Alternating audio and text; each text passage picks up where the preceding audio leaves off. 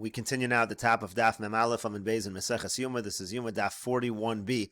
On the previous Amud, Rav Chisda said that the kinin, if you have the bird karbonos, they're only designated to be this one for a carbanola and the other one for a carbon chadas only at the time of the lakicha, when you actually purchase the birds, or at the time of the asiya, when the kohen actually brings the karbonos.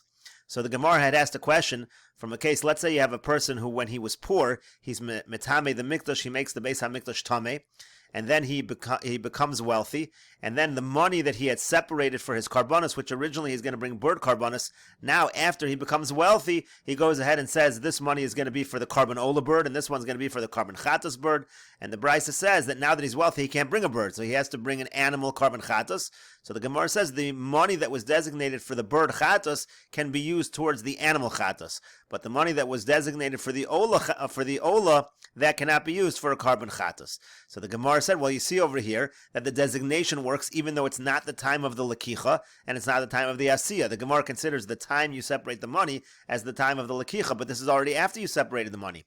So the Gemara had said that the whole brisa anyway is inaccurate according to the opinion of Rebbe Lozer in the name of Rav Hoshia, because according to that opinion, when you're wealthy, if you bring a carbon for a poor person, it doesn't work at all anyway. So how could it be that when he was wealthy at that time, now he's going to designate this money for the carbanola, this for the carbon chatas? The whole brisa doesn't make sense. So you're going to have to change the brisa anyway. So the Gemara says, on behalf of Rav Chisda also, just change the brisa and say what the brisa means is at the time of the hafrasha, that's the time which is really considered the time of the lakicha. At the time he separated the money, that's when he decided this is for the bird ola and this is for the bird chatas, and that was the answer they gave. But the Gemara said there's another opinion, that's the opinion of Rav Chaga in the name of Rav Yoshia, and he says the opposite. He says that a person is wealthy and he brings the bird karbonos, which he's not supposed to bring. It still works b'di'evet, so you don't have to reinterpret the brisa. You don't have a reason to say that the brisa is mistaken. So how are we going to answer this brisa? Again, it sounds like from this brisa, it doesn't have to dafka be the time of the lakicha or the time of the asiya. So that's what the Gemara asks over here. My ikol memra, what are you going to say according to the opinion of Rav Chaga in the name of Rav Hoshia? So the Gemara says, Lo tema v'achar kach amar. You'll have to change the brisa slightly according to this opinion as well. It shouldn't say v'achar kach amar, elo ema v'achar kach lokach v'amar. What the guy is actually doing in the brisa is he's not just designating the money for an ola and a chatas. He actually used the money and bought the birds, and then he said this bird is for a carbon ola and this bird is for a carbon chatas. So the Gemara says that doesn't make sense in the brisa anyway. Lokach, if you're saying that he already bought the birds, Mosif umevi chovaso mainiu. So how are you adding? The Brisa said that again, the one that was a chatas, you add money and you buy an animal. What do you mean add money? You already bought the bird for the karma chatas. There's no more money. It's not like you're adding to the money that was designated for the bird chatas if you already bought the bird. So the Gemara says departikle. So what the guy does is he redeems the bird. So in other words, he has this bird that he designated for a carbon chatas, and then he redeems it. Now he gets the money back, and then he adds some money, and he brings the animal carbon chatas. So the Gemara says that doesn't work either. V'ha'ein pidyon la'of. There's a halacha, you're not allowed to redeem a bird. So the Gemara answers, Amar Papa says, Kegon shalokach preda achas. Case is not that he bought two birds, he bought one bird. So one bird he designated either for an ola or a chatas, and the rest, the money he had left over. And the Gemara is assuming that if you buy one bird, and let's say you designate that bird for a carbon ola, so then automatically the leftover money is also considered the shas lakicha, the time of the purchase, and that will also be designated fixed for a carbon chatas, and that's what the Gemara explains. Iola zavan. If he bought a carbanola, so Mosifu maybe chavasum idmei chataso, the other money automatically becomes designated for the bird chatas, or i.e. for a carbon chatas, and then he could just add money to it, and instead of buying a bird, buy an animal. V'hayola azla linadava, and the bird that he bought for a carbanola will just be made as a donation to the Beis HaMikdash. Ichatas zavan, and if you use the money to buy the bird for the carbon chatas, ein Mosifu maybe chavasum idmei ola, so the leftover money, which is now ola money, can't be used for an animal chatas, and therefore you're not going to be able to add on to it. V'hai chatas az lo lamisa, and the carbon chatas, that bird that he brought, is not going to be able to be brought anymore at all. It will just have to be left to die. Rashi over here says, Ma'ikol lememar, again, according to Rav Chaga in the name of Rav Hoshia, v'hachal la'av b'shas l'kicha v'la'av b'shas asiyahu. The kavalei, again, in this brisa, the money that was designated, again, the Gemara initially thinks, when the guy is wealthy, he's now taking the money and saying, I want this for a chatas, this for an ola. That's not the time of the lakicha. It's not the time of the asiyah. What's going on? So the Gemara says, Lo tema v'achar kach amar, ela v'achar kach lo kach v'yamar. He bought the birds and then he designated zula chatos v'zula ola. He said that this one's for a chatos, this one's for an ola. Now Rashi over here is bothered. in this answer also, we're saying that the Bryce of the words are inaccurate. So why is this any better of an answer? The whole point of the Gemara before was, according to the first opinion, Rebbe Lazar in the name of Rav Oshia, so you know the Bryce is a mistake. You know the text is inaccurate, so we could change the text. But according to Rav Chagi, we can't change the text. Rav Chaga, we can't change the text. But now the Gemara is changing the text. So Rashi explains this change is not so radical. The avdi tanoi de mechasri teva achas. It sometimes happens that tanoim will leave out one word al yedei shechha through forgetting. Umichlef lehu bein va'achar kach lokach leva'achar kach omar. There can be a mistake between achar kach lokach and achar kach omar. So then the Gemara asks to Barchinan lokach im kein mosiv umevi chovaso behema midmei chataso ma'niu. If he already bought animals, how's he adding to the money? There is no more money. Hare eno mos shekvar lokach of. There is no money. He already bought a bird. Gemara said the particle again. He redeemed it as we said. Umotzio lechulin. He makes that bird chulin, and then umosiv mibeso v'konim and amos behema. He takes money from his house, adds on, buys an animal. Va'in pidyon la'of. There is no redemption for a bird. Dahachi tanan Meseches Menachos. That's a Mishnah in Menachos. Avala ofos va'lavona va'klishares. Ein lehem pidyon. It says ofos, lavona, klishares. All of them cannot be redeemed. Shelo nemar ela bebehema. That's only by a behema. And finally, the Gemara says, he bought one bird. Goes alechad lokach minetziborin demos. He just bought one bird. V'hachi kamartani iola zavan. If you bought an ola, hani mos tekaimi chatos ninu. That money that's remaining is chatos money. Umos of alein, he can add to it. Maybe chovasu bring his animal chatos. V'ayola de zavan azl lenedava, and the animal that he brought as a carbon ola will just be a donation. Ichatos zavan. If he bought a carbon chatos bird, hukvu mos tzibor hasheni laola al yedei lakichazu. Rashi here says explicitly the leftover money. It's considered a time of lakicha, and that money also is designated now for an ola. Ve'ein mosef aleinu mevi men chavaso. You can't add to ola money to bring a carbon chatas. Elamevi men amos olas nadava. Rather take that money, just bring an ola as a donation. Va'achatas shalokach tamos. That animal or that bird chatas that he bought will have to die. Umi beso yavi mos vikach behema. From his house he'll have to bring his own personal money and he'll buy a behema. And so that's how the Gemara answers, again, according to Rav Chaga, in the name of Rav Oshia. And now the Gemara goes back to this machlokas, Rav Lazar in the name of Rav Oshia, and Rav Chaga in the name of Rav Oshia, and tries to understand it. So the Gemara says, Gufa, going back to what we said before, Amar Rav Lazar, Amar Rav Oshia. Rav Lazar says in the name of Rav Oshia, Metame mikdash ashir. Let's say somebody goes into the Beis HaMikdash when he's tamei and he was wealthy at the time. Vehevi carbon ani, and then instead of bringing the proper animal carbon, he brings a carbon like birds that an ani is supposed to bring. Lo yatsa, that's no good. It's not going to work even with the Evan. For Rabbi Chaga, Amar Rav Hoshia, and Rabbi Chaga says in the name of Rav Hoshia, yatsa, that's fine. After the fact, he brings the carbon ani, it's going to be okay. So the Gemara says, Meisei, we have a question. Now this question comes from a Mishnah in Negayim. The Mishnah in Negayim says, Mitzora ani shehevi carbon ashir yatsa. It says that if you're a mitzora and you're poor and you bring a carbon that an usher is supposed to bring, by mitzora it's very similar to metame mikdash. There are different levels. It's called the carbon olav yored. So it says over here in the Mishnah, if a poor mitzora brings a rich mitzora's carbon, that's okay.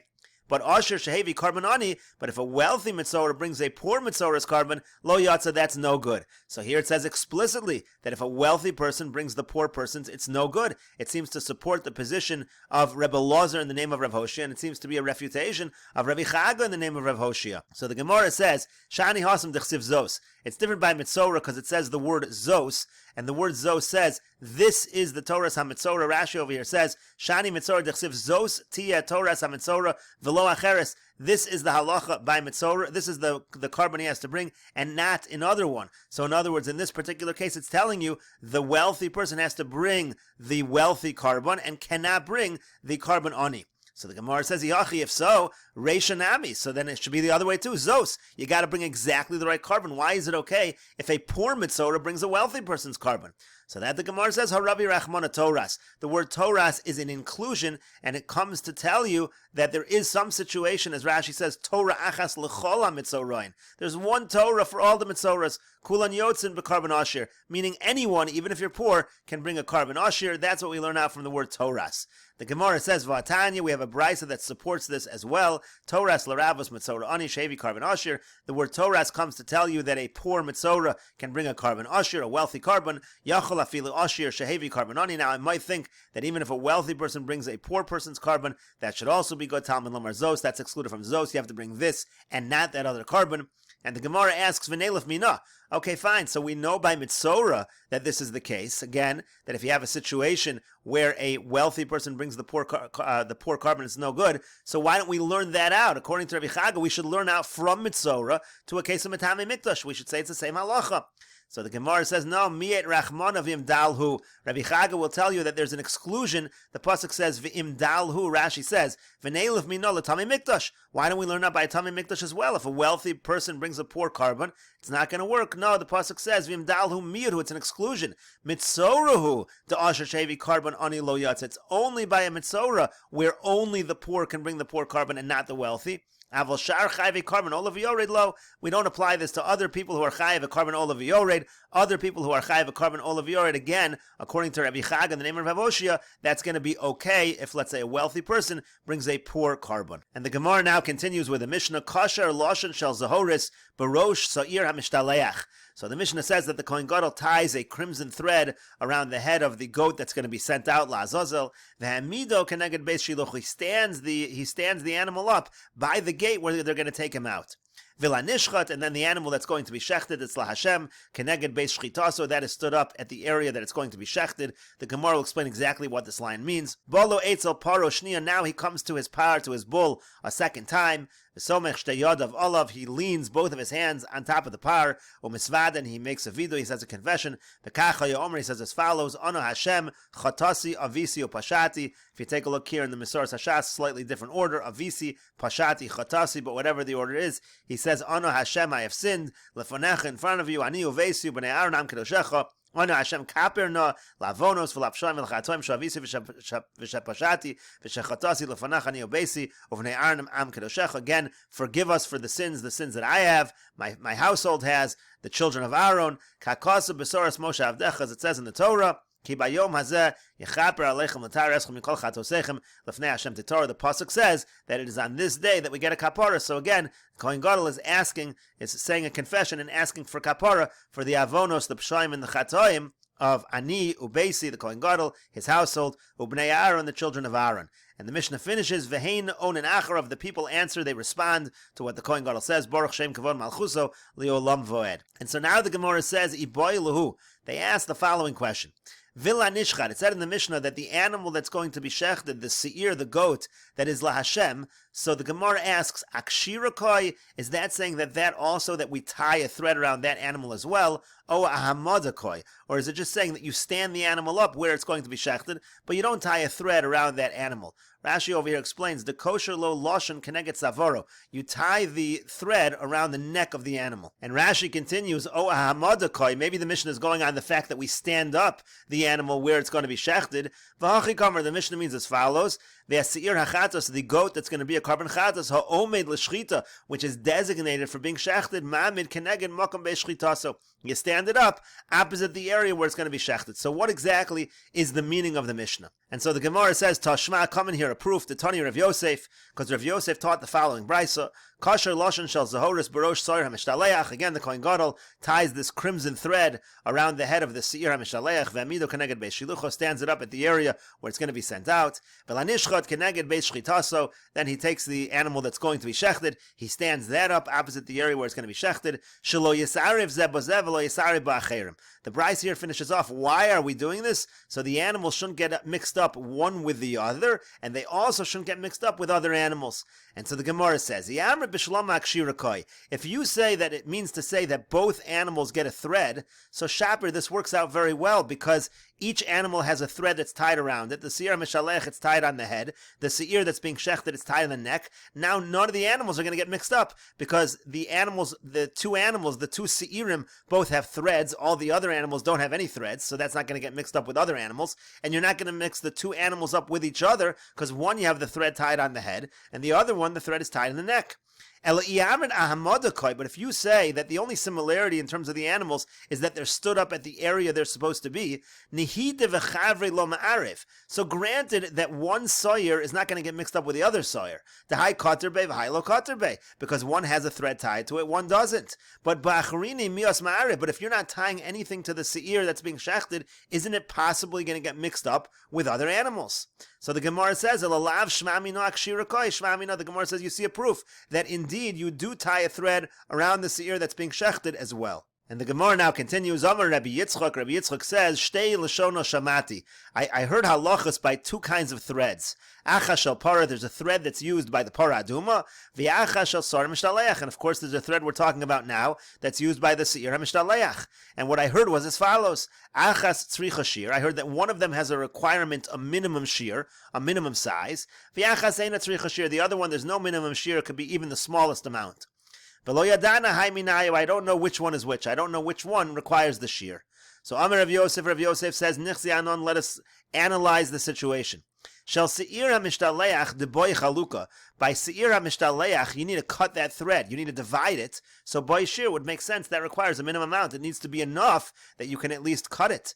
V'shel para de lo boy chaluka lo boy shear. But when it comes to the para aduma, it doesn't need a chaluka. It doesn't need to be divided. So therefore, that's not going to require a shear. We're going to see in a moment. Rashi over here says the boy chaluka. It needs to be divided. It needs to be cut. Kiditanan lekamon. This is what we're going to see later on in the Mishnah.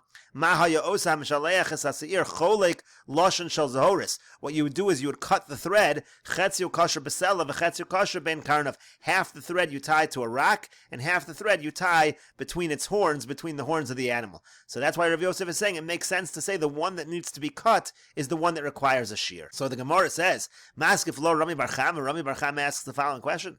The paranami boy kovid. There's a halacha by the para aduma also. It needs to be heavy, as Rashi over here says. It needs to fall lesoch omek haor. Rashi says it needs to fall into the depths of the fire. You take the items and you throw them into the burning of the para. So therefore, there is a requirement by the para that it needs to be a certain weight, and it needs to be enough to go down into the fire. So maybe that also needs a minimum shear. So Amar Le Rava says, Kovet Tanoihi, when it comes to whether or not it needs to be heavy, it needs to go into the depths of the fire. That's actually Machlokas Tanoim. We'll see that in a few moments towards the bottom of the Amud. So the Gemara now says, the para lo boy chaluka. Well, first of all, when it comes to para aduma, does it really not need to be divided?